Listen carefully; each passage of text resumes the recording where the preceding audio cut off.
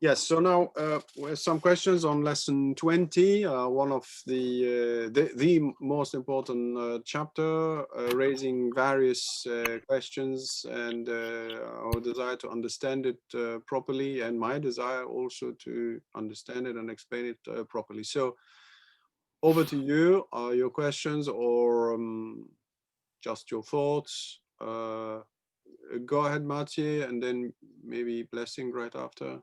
Go ahead, Mathieu. Uh, yes, I was thinking about what you said about the first advice of John of the Cross with relation to Lectio Divina, and how it seems though that what he's advising should be applicable almost to every decision you're making in your day. Know that Christ is constantly Yeah. um, there, which even though we might want that and he is there, it sounds quite, yeah, it sounds very tough and very challenging. Whereas Lexio gives you that maybe certainty, to do one hour, and then that lights also other parts of the day, so you're already in a certain mindset, which I guess helps towards what John of the Cross is saying, but may not be quite as Mm. radical, so to speak. I don't know if I'm making myself Yeah. Yeah. understandable. Yeah. Let me reward what you're saying. It's his advice. I mean, I can reread it. Let him have a habitual desire. Habitual desire means uh, you put that full pressure all the time. You're not putting it only at a certain point. You are supposed, according to what he says, to maintain that um, pressure, I would say, of imitating Christ all the time. It doesn't mean that in the case, and then you are saying, well, in the case of just Alexi Divina, as we talk about it often in the School of Mary, um, it's not comparable with the Lectio Divina in the sense that we put the full power during Lectio Divina, and then the rest is like you put the train on the rail, and then it's the day becomes easier uh, to live the day in the presence of the Lord under that light that we received. It's easier. Will then, but I'm playing the devil advocate. Will we then lessen our pressure? No, I don't think it automatically implies that if we practice Lectio Divina, we lessen the pressure. I think Lectio Divina, if practiced properly, puts us under the supernatural light of God and sort of keeps us under it. So in a way, this habitual desire to imitate Christ is a little bit eased. There is a sort of a give and take. Uh, yeah, I think it's better because Lectio Divina is really pushing you to produce that full full concentration of the energy and the theological attitude, like looking at Jesus, asking, begging. So we are really piercing for one act that the old man behavior. Um, and I think this liberation, this freedom, this experience of the word of God and what it engenders, it generates in us of transformation, um, I think boosts that habitual desire to imitate Christ of his first advice. So he himself says, I'm not explaining everything. I'm just putting in one advice um, everything. So I think from that advice, I don't see why we wouldn't sort of have a more precise Lectio Divina. But paradoxically, I think we can keep the pressure, but I think it will be easier because we will be helped by the light and the effect of the transformation of that lecture. So I think that the day will be spent differently. Mm, yeah.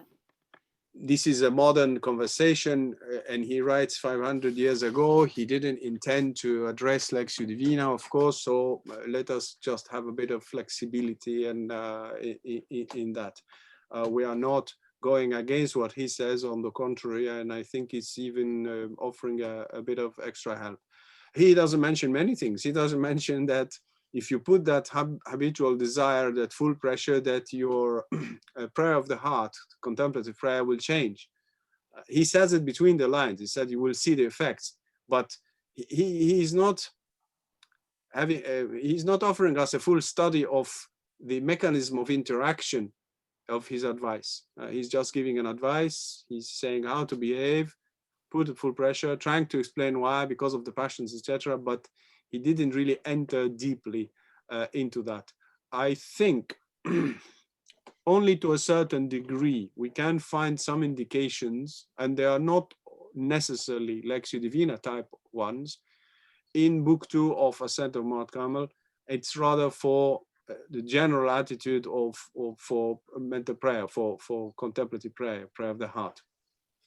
So I would say today that we have the Bible, etc., I think we would love to hear John of the Cross talking about Lectio Divina, I think. Inside of this advice, not outside of it. It's part of it. I'm deeply, deeply convinced that it's part of it. But I hope the people who are watching the video will forgive us to sort of open this parenthesis on Lectio Divina, but I think it's absolutely opportune. Yeah, I don't know. Have I answered? Yes, thank you. Blessing, you said you had something crossed your mind. Yeah. I was in terms of what St. John of the Cross says about choosing what is worst. I have a living example I would like to present to you. Mm-hmm. But there was a time when I used to buy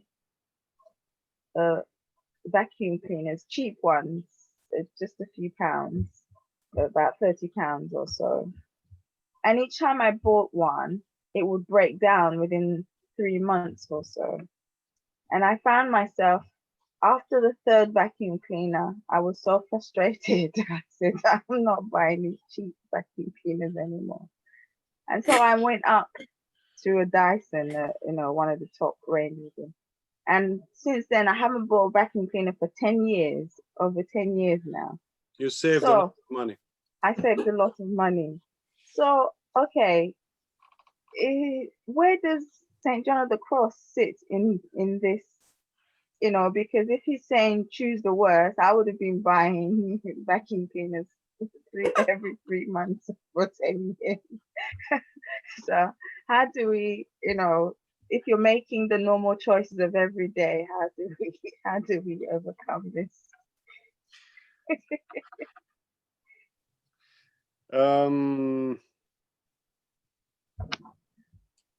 Again, discernment is important, and applying it blindly, applying this advice. This is why you could see it, no? Either me or even a little bit Father Louis also, and others, Father Marie-Eugène, I'm sure, trying to avoid falling into the trap of being too materialistic in the application, and a little bit, I would say, too blind in the application of it. You use discernment, you used an higher point of discernment, reasoning, and you made a decision. And in fact, on the long run, you saved a lot of money.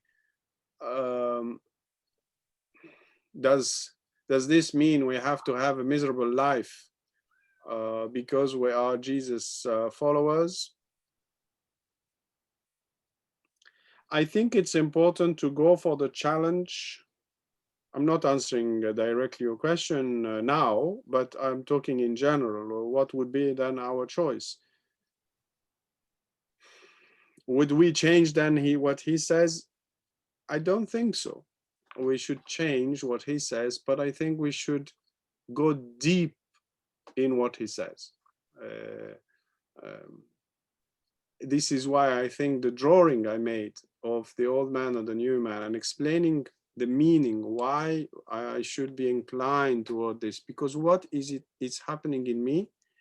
It is to free me. So say, for instance, a person who likes luxurious items, I think it's relatively common, no? Who wouldn't like this or that? I don't know. Now, how do you, the knowledge of oneself will say that on top of the fact that there is nothing wrong per se if I have the means to buy it in absolute, in the absolute, there is nothing wrong with that. That's not the issue. I think the issue is rather the possible slavery of my being towards certain things. This is why I like very much the freedom where we are aiming, is that freedom that St. Paul says, I learned to be content in richness and poverty. We don't want poverty.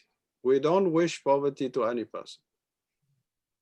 Richness could be dangerous for the majority, because if we are not used, you know, I often read the lottery, the big lottery ones, no, the millions and millions. Very often you read that it destroys the family. And you wonder why, if you have so much money, why would you be destroyed? Because it's strengthens and goes in the direction of a certain disorder that we all have, here more, here less. You know, we all have tendencies, no? The passions and the tendencies. So I think it's rather for the sake of the human being and for the sake of Christ, and not for the sake of just a rule, go for the worst and not for the, I think a certain freedom is the goal. And how can I reach that freedom? Saint Therese of the Child Jesus, let us not go astray. Of course, by obligation, she chose, since she chose a religious life, and one of the toughest, if not one of the toughest, let us say, because you have the Carthusian one, the Carmelite one, of course she's bound to a great poverty there, but that poverty frees you. So if I don't understand poverty properly, that it is supposed to free me, then either I have a problem with poverty or I idolize poverty. And it's neither nor. It's a means to an end of freedom. You see? So of course, if you observe her, yes, she chose the least, as exactly what he says, even though she didn't necessarily read that passage, because she didn't have Ascent of Mount Carmel and Dark Night. She might had quotes of Ascent and Dark Nights found in collections of sayings, but she never read the book as such, Ascent and Dark Night. But she had the Imitation of Christ, which is equally tough as Ascent Book 1, Book of Imitation of Christ. So you observe her, yes, she is choosing the least things. It's known that she used to eat the remains of the sisters in her monastery. And these things weren't really the most appealing things to eat. It's a life of poverty. It's not an easy life, especially more than 100 years ago. So yes, she did exactly what he said, and she did it for the sake of Christ. And she says how much consolation and power she got from it. But at a certain point in her, at a certain point in her growth, she became aware that this cannot be a goal in itself, because that's not anymore the will of God. Once it achieves the readjustment, as he said, I stressed on it, no? Order, reason. The paradox is this: he wants reason. People think that mystical life is like losing the plot. No, falling in love, yes, with Jesus, but you stay within reason. You still have 24 hours. You still have to eat, to sleep, to entertain yourself, to pray, to work, etc. If you don't work, what's the point? If you don't rest, you can't do anything. If you don't eat, where are we going? But you reach a point where it is more balanced. Why? Because you overcame the tendencies that these initial slaveries. So it's not a goal, an end in itself. It's not a goal in itself to keep that advice, but the goal is to free the human being. So for a while, absolutely yes. Now, question, I hear the question. Now, will I then have to lessen the pressure after a while? It's not to lessen it again and again. It's to get to the will of God. So it is more refined, and to understand that love is what moves everything and what makes everything worthy. And even my errors are now in a further stage, are valued by God in a different way, understood, and could be used spiritually in a different way.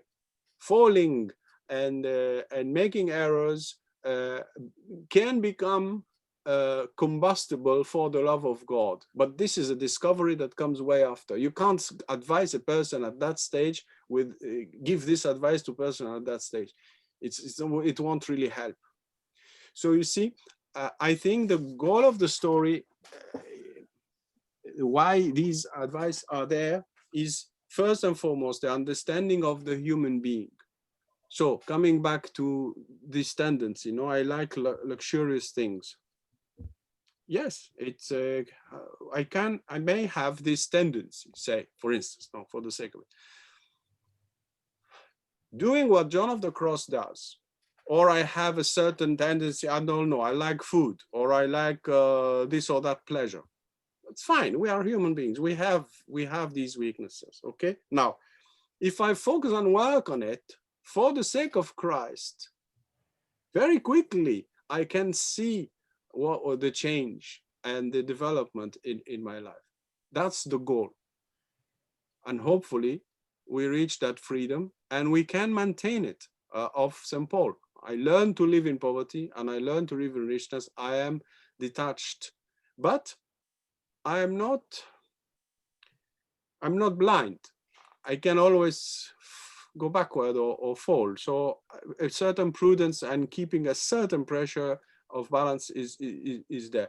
But you don't have the behavior of the beginning of the years, early years in spirituality. If you take, for instance, one of the latest account of her soul, of Teresa of Avila, I think it's 1580 or 81. I need to check. This is ages ago. I haven't read it.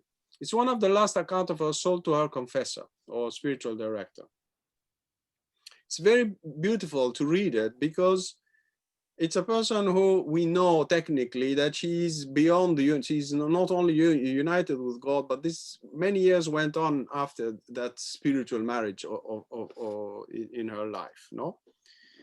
What does she say? One of the things she say, she laments the fact that she's not capable because of her ill health to offer to God what she used to offer before and what her sisters are now, right now, offering to God. She cannot fast as she wished to fast. She cannot do certain exercises, etc., as she used to go. She's lamenting that. She says, oh, it's how horrible it is. I can't offer all this to the Lord. Well, better for you. Offer that sacrifice of not being able to do them for the Lord. Mortify that desire, even that desire for God. So you see, she acknowledges the fact that maybe when she was younger, she had more determination, more power, and more health also. With age, you don't have the same strength anymore, so you feel more things that are more difficult, more painful. You don't have the same ease. So here you are. She describes how she did put full pressure before, and now she's not saying she's not putting full pressure, but on certain points, it's not comparable. She would want to put more, but I would add, Now the attention is elsewhere, without falling into gluttony and eating like crazy, which anyway for her wouldn't be possible. She's in a monastery. But still, the attention is elsewhere. And she points to this attention, if you read carefully, for instance, the seventh mentions, which is, in my eyes, it's a masterpiece. Just the 4 chapters of the seventh mentions, which is just union with God. At a certain point, she says something very interesting. And I think here it helps us not to lose the thread, the golden thread. She says, the Lord from time to time, if you are in that state, sends like messages to you, secret, silent messages. And she says, never fail to answer these messages. Is this what John of the Cross says? Be tough and do this, go to this, go to that? No. Read Living Flame, the living flame of love, John of the Cross. He talks about all what God realizes, all what the love of God realizes in the human being. You have the impression that chapter 13 and what he writes in Living Flame are 2 different persons, 2 different advice, 2 different, two different authors. No, it's impossible that the same person wrote this text and that text. It's impossible. Well, in fact, it's 2 different stages and 2 different attentions. What I'm trying to underline here, which is Christ and the love of Christ, and chapter 14, please, it's very important, which I did in the previous lesson, which is lesson 20. No, we went and saw that it's impossible to put into practice. I'm answering a little bit your question also, Martin. It's impossible to put this long, tough series of advice if we are not in that state of being passionate for Christ or having that experience of the love of Christ. He says that's not possible. A normal, average love of Christ will not be able to make us achieve that, you see? So that's the thread. The thread is Jesus and this love, and they are supposed to grow, and it's for him that all this is done. Okay. Thank you, John. More questions? So yeah, for answering your question, okay, you saved some money. You used a higher, a different point of discernment, because you can have different points to add. This is why I say these are rules, yes, but be careful, check from time to time with somebody who is wise, because you can apply them ferociously and destroy your nerves, your nervous system. You can reach a collapse of your nervous system. Jean? Just a moment. John of the Cross says, when people experience the reaction of God, when you put this pressure, God changes his behavior. He says people came to see him with saying, God changed. I don't feel what I used to feel before. And my spiritual director is asking me to go back and virtue, virtue, virtue, which means chapter 13, chapter 13, chapter 13. And John of the Cross says, it pains me. So you see, he's capable of advising, being very sharp, very adamant, and we have witnesses in his life. But in the same time, that's not the end goal. The end goal is that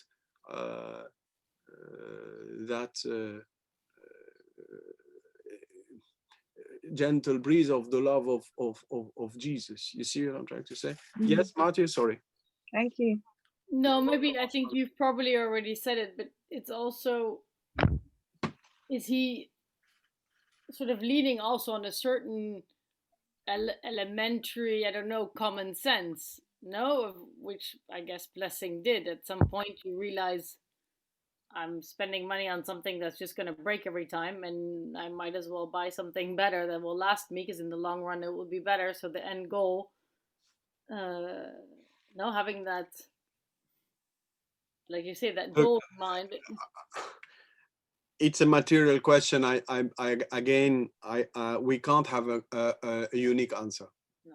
For some people, it will be the cheap one to buy again endlessly.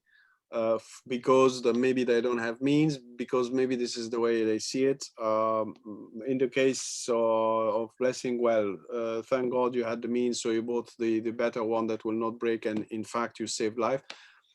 You saved money. It's known, by the way. I mean, I remember the builders talking about the machinery bought from China and the one bought in Germany. They said, you buy the Chinese one, it lasts 3 months and then it breaks. You buy the German one, doesn't break. So what's the point of buying a cheap one? Come on, that becomes now a material discussion. Of course, the German is more expensive. Yeah. Of course, it applies for everything.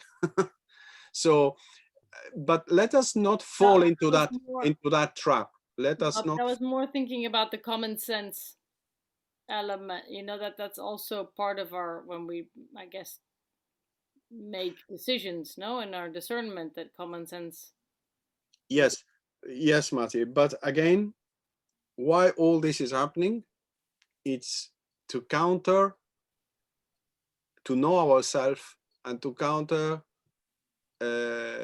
the this state of slavery for this, because of Christ, with the help of Christ, sensing that Christ is asking me. And again, I repeat, it should be supervised from time to time by a person who is wise. Because as you see, you have people who are helping, but they are not wise, and they might break the nervous system of the person for the lack of discernment. That's possible. He talks about them. Read the prologue of Ascent of Mount Carmel.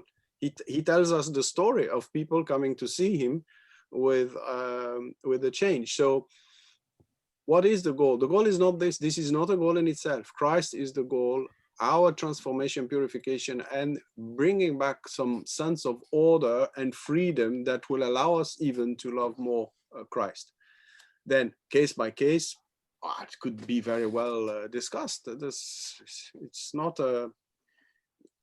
that the issue. It's not should I buy this one or that one, because this one is easier and this one is less easy, because this is pleasurable and this is not pleasurable.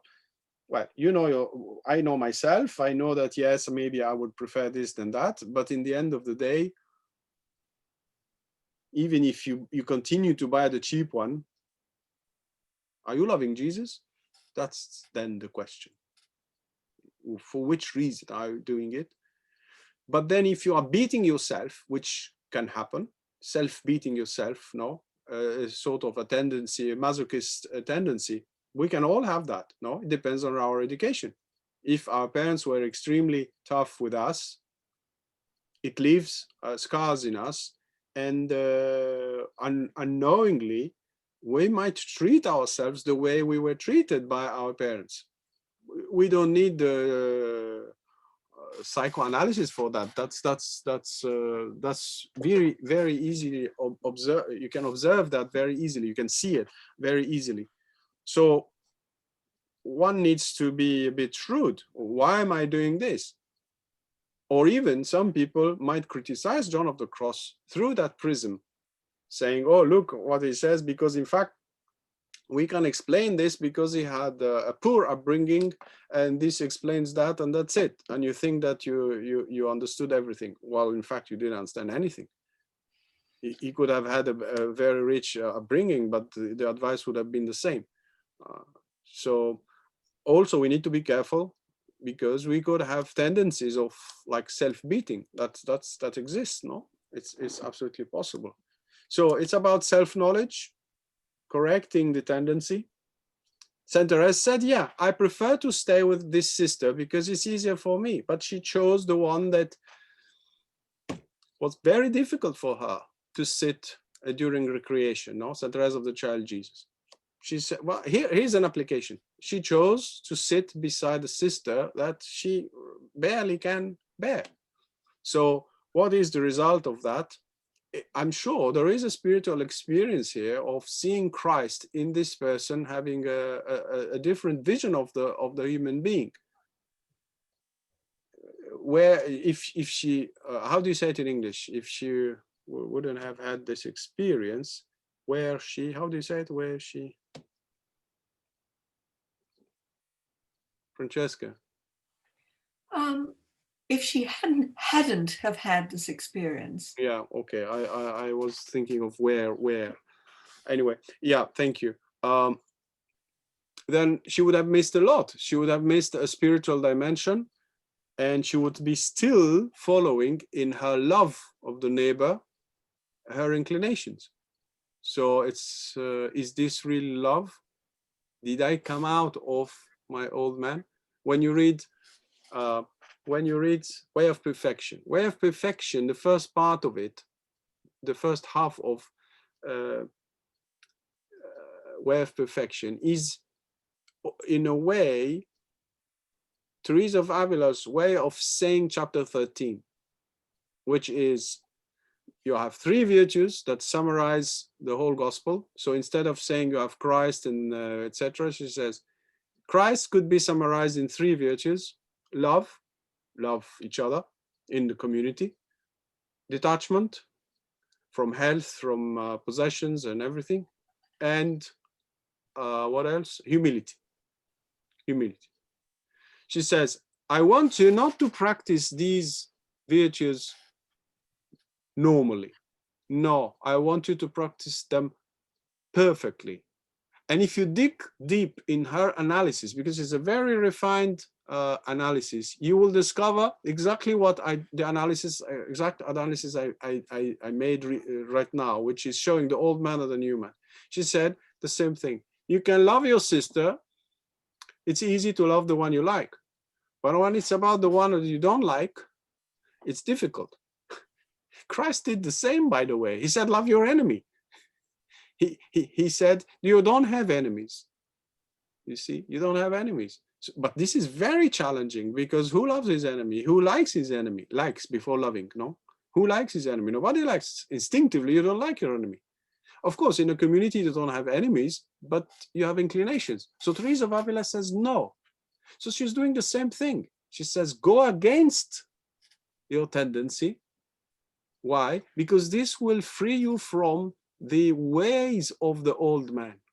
So we come back to the same reading of who am I? How am I functioning? Old man, new man? Am I aware of this? Am I aware of that it's not enough to follow Jesus, but I might be following Jesus with my old man? That's enough to summarize the whole thing. Am I aware that it's not enough to follow Jesus, that I need to be aware if it is the theological new man workings that are implemented, or it is still the old man? The old man can perfectly follow Jesus. Look at Peter. When Jesus says to Peter, I need to die and rise, after Matthew chapter 16, no? When he says, who people think I am, Peter says, you are the Son of God, etc., the Messiah. Then from that moment on, says chapter 16, Matthew, the Lord started to tell them that he must suffer, die, and rise. What is the reaction of from that moment? So Peter said, you are the magnificent Christ, fabulous, inspired by God. And then a few minutes after, he says, no, never. Don't go there. You never, not in a million years, you will not die. So who is speaking here? He's following Jesus. Yes, but who is following Jesus here in Peter? It's the old man.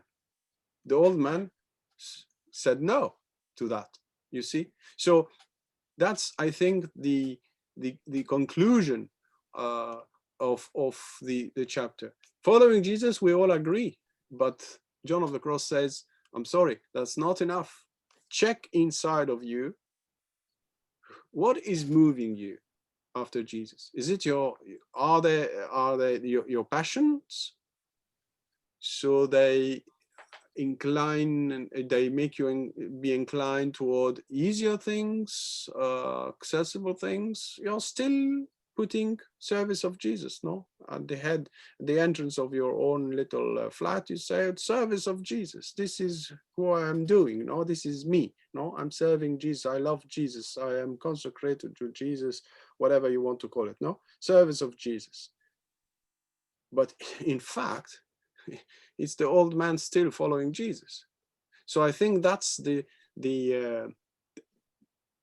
I think it's a good analysis, respecting John of the Cross thought, because you will see he will develop that a lot after.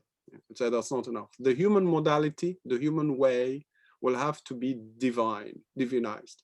This is why he says, whenever you put the full pressure, God will start to change. What will change? From my human way of doing things, God will move me toward a more divine way of doing things. So that's a learning curve, a long learning curve in spiritual life. And then it will be intensified when the dark night of the spirit will start, which will be then an amazing lifting up of the modality that's really totally radically divinized. So because that is what is at stake. Okay. Sorry, I took too much time. Thank you, Jean. You're most welcome. So shall we say thank you to the Lord for the teaching, for John of the Cross, for this prophet that God sent to church. Thank you, Lord, for this teaching you're giving us through St. John of the Cross. Help us to be faithful to this teaching in order to find Christ, to love Christ as he wants us to love him. Glory be to the Father, and to the Son, and to the Holy Spirit, as it was in the beginning, is now, and ever shall be, world without end. Amen. Thank you very much.